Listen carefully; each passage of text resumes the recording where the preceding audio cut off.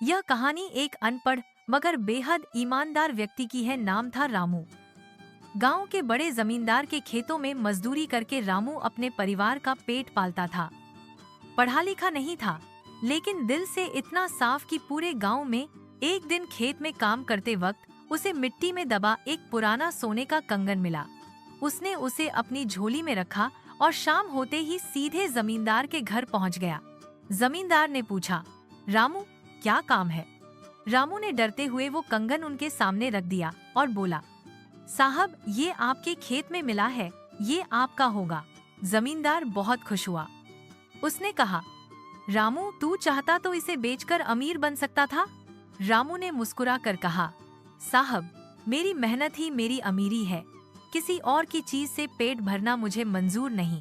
जमींदार ने खुश होकर उसे इनाम में कुछ पैसे और हमेशा के लिए अपनी देखभाल की जिम्मेदारी दे दी। रामू अनपढ़ था, लेकिन उसकी ईमानदारी ने उसे गांव के सबसे बड़ा इज्जतदार इंसान बना दिया। Welcome to real aura, where every moment turns into magic.